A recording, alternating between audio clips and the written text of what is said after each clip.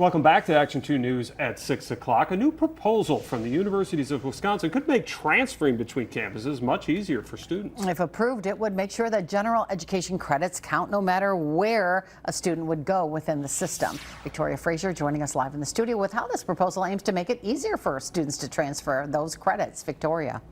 Yeah, Cami, students I talked to today say they hope that this proposal passes this fall so that they can stay on track with their graduation path.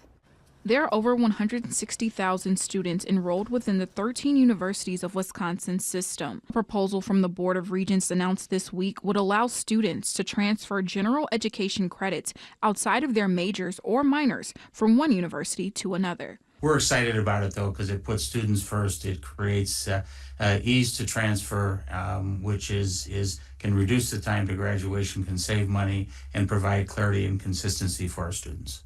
Nearly 3,000 students transfer every year within the system.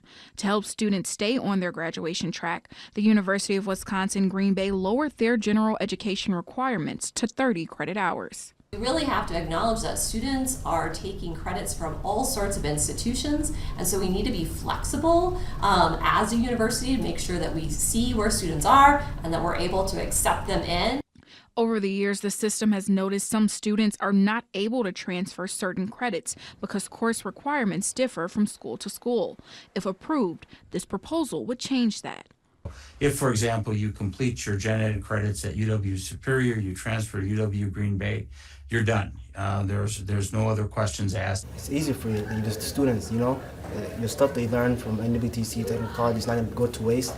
So I just feel like it's going to be much more easier for the students. So.